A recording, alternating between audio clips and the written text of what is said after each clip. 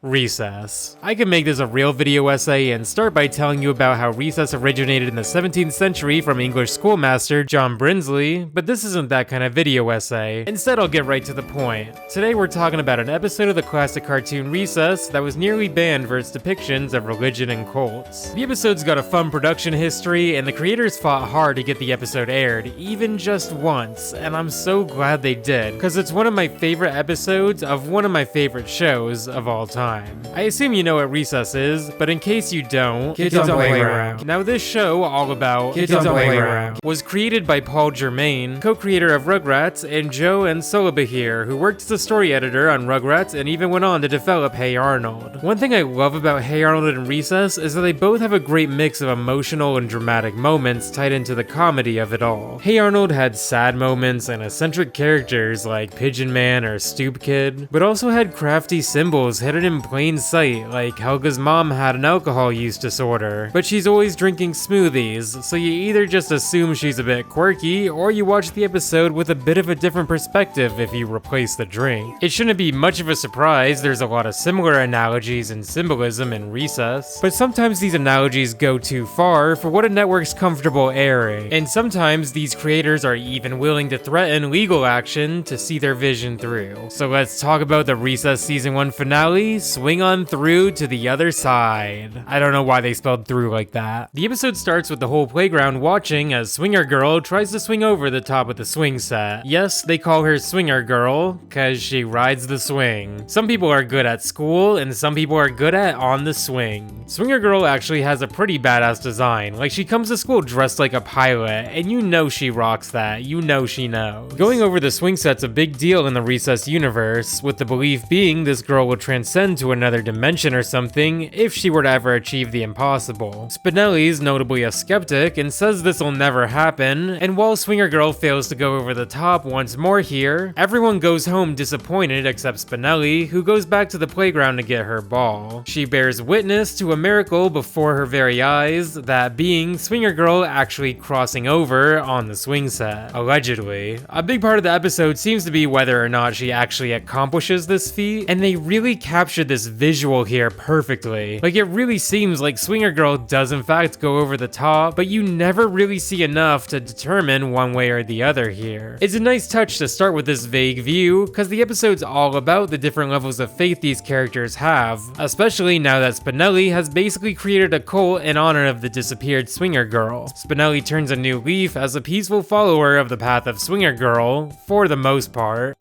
After all, this is where it happened. This is the swing that carried my Swinger Girl over the top, and no one must ever play on this swing again. Hey, Nina, free swing! You little snot, didn't you hear what I just said? Why, I oughta... But I won't. And she really transforms the playground preaching as a kind of prophet for the Swinger Girl religion/cult. I'm not trying to sound edgy when I say religion/cult, but there's a lot of aspects to the Swinger Girl religion that play out more like a cult. A leader who speaks their faith as a truth is often seen as a warning sign of a cult, but people often associate cults with danger. One of the most notorious cults being the People's Temple, in which over 900 people died. I'm not a true crime YouTuber, so I don't really want to get into too much detail, but this is where the term drinking the Kool-Aid comes from.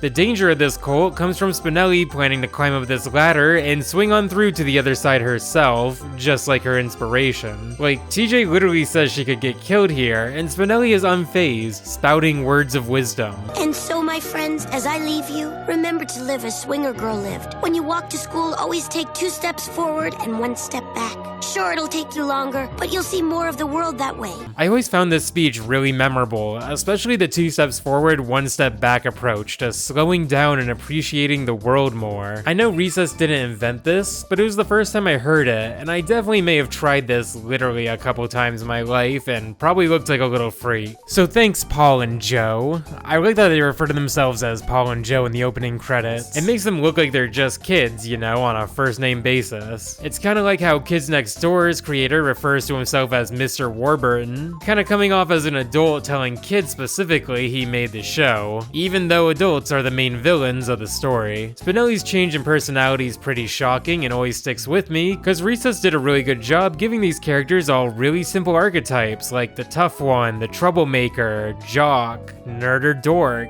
Yes, those are two different things. But the moments I remember the most are when the characters do something drastically opposite of their normal character. Gus is normally pretty timid and weak, but he has an alter ego, El Diablo, who was a dodgeball menace, abandoning the game after really hurting a kid. Or Miss Finster, the really mean recess aide, every school had one, actually comforts Spinelli in a surprisingly somber scene. But even if he does leave you in Paris with no money and a broken axle on the VW, in the end it's all worth it. 'Cause it's better to feel something than nothing at all. So to see the normally tough Spinelli so peaceful and vulnerable is really interesting. The playground all but turns into a cult with children no longer playing but just chanting or touching the swing set to fulfill their wishes. These moments seem to be the most direct depictions of religion within the episode, like the chanting or wishing maybe representing prayer. And if you go a step further, you could infer this in a lot of negative ways, like how this religion's ruining Recess for those unaffected by Spinelli's faith. And you can't ruin the whole point of the show. Like, I would come home from my valuable break from school to watch other kids be on their break from school. Depending on your interpretation, you could argue this episode may associate religion with cults, but in an interview co-creator Joe Ansolabahir did with Slash Film, he reveals the episode pitch was immediately rejected, recalling the quote, "You can't criticize religion, we're Disney." We'll get more into how this episode actually ended up airing shortly, but I think it's important to note the network's concern while the religious imagery is fresh in our minds. Because regardless of whether or not you picked up on the cult undertones of Spinelli, it's really fascinating to see the peer pressure all the kids deal with here. My favorite part of this whole episode is in the following scene, where only TJ, Gretchen, and Vince remain as the only kids unaffected by Spinelli's calling. It's as if the entire school's abandoned reason and rationality. Well, at least we know the truth, right, Vince?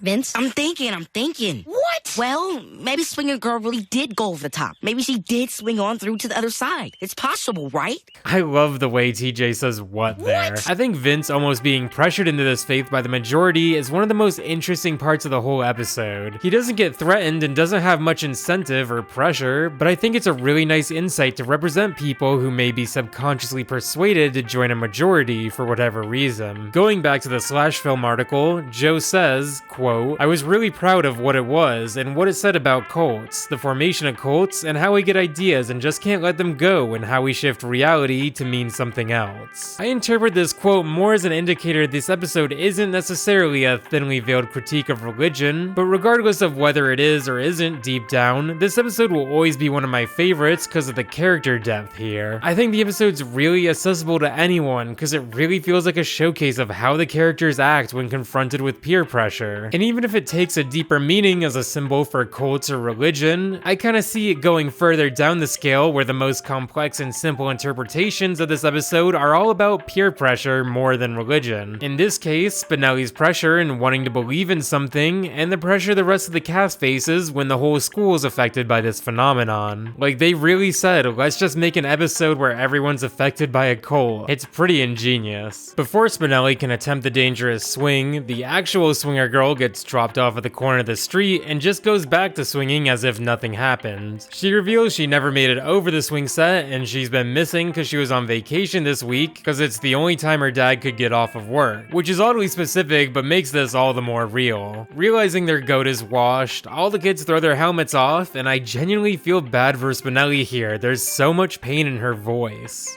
But I was sure. I was so sure.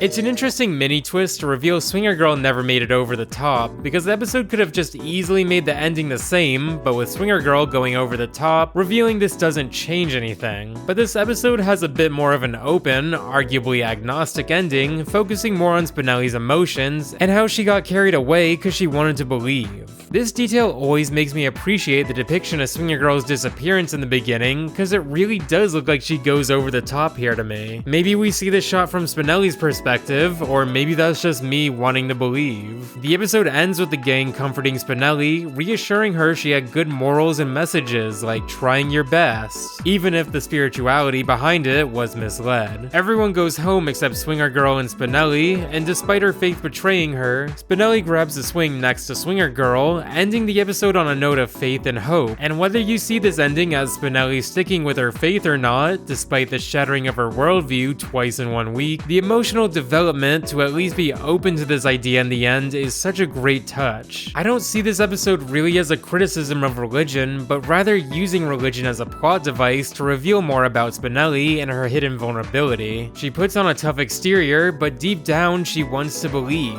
Going back to co-creator Joe Solobahir's quote where he acknowledges how the episode depicts cults, at the end he talks about how we get ideas and can't let them go and we shift reality to mean something else. This works perfectly in a show like Recess, where these kids have really bonded over their vivid imaginations, leading to a playground that acts more like a wild ecosystem of quirky characters, like the Digging Brothers or Upside Down Girl, even Corn Chip Girl. Every school had one. But regardless of my interpretation, the network still said no to this episode, but thankfully there was a perfect storm of events and a strong conviction by one Disney executive that turned this all around. The Slash Film article discusses how the first Recess season was in crunch time and they needed one last episode. Disney executive Barry Blumberg, who would go on to become president of Disney TV Animation, urged Joe to continue with this episode, despite the Standards and Practices Department rejecting this episode for the religious depictions. Despite having Barry on board, someone even higher up rejected the episode once again for its critique of religion, and it's kinda ominous this rejector is referred to as just, quote, somebody big. I don't know if there's an obvious answer to who this big person may be, or if Joe just wanted to keep things civil, but it was during this second bigger rejection Blumberg threatened legal action if the episode didn't air, stating, by contract, we can't have another rerun at ABC. The article reveals that the network planned to air the episode once for legal purposes, take the anticipated criticism for the religious depictions, and never air again. But to the surprise of many, no one seemed to complain. Quote, I think it didn't air maybe that next season again, but then eventually they just said, whatever, and put it out, because they didn't get any letters. They expected, we're going to get a lot of letters, people are going to be furious, but nobody cared. Saying nobody cared is a funny way of putting it, like no news is good news, but this episode probably doesn't always get the love and recognition it deserves. It's one of my favorite episodes of one of my favorite cartoons, and I'm thankful the creators fought to get this aired. It really goes to show the purpose behind their work, and how important they felt it was to show kids a deep character episode centered around the concept of faith in a refreshing way that isn't too positive or negative. And the last thing I want to talk about is the direction and production of this episode, because it enhances the episode in so many ways. Like, as the audience, not only are we forced to make a decision early on whether we believe Swinger Girl actually goes over the top or not, but I have to mention the music here and how it increases the tension with a really interesting aspect of music theory, possibly. Throughout the latter half of this episode, we hear this ominous, choir-like falsetto.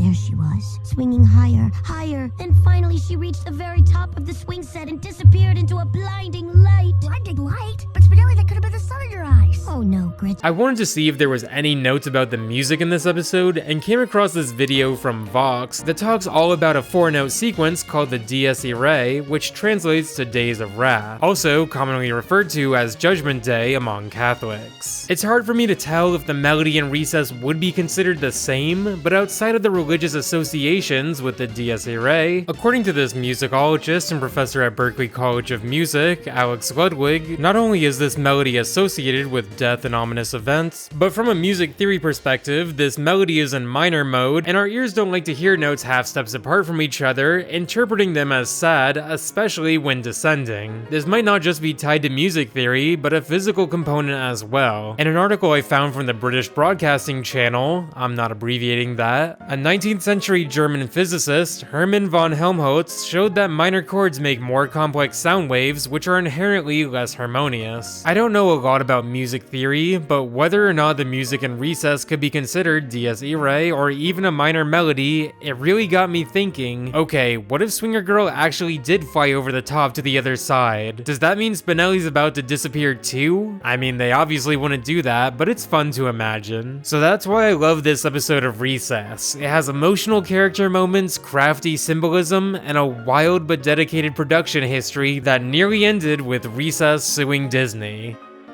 If you like this video, I appreciate it if you like and subscribe. I wanted to give a quick but big thanks to Buggy, Luca17, Jeffrey R, Lycosaur Thumb, Jakira, Luther, Richard M, Jack C, Flinley, and Paul H. Thanks so much and your support for helping me make these videos, and I'll talk to you next week. Have a good one.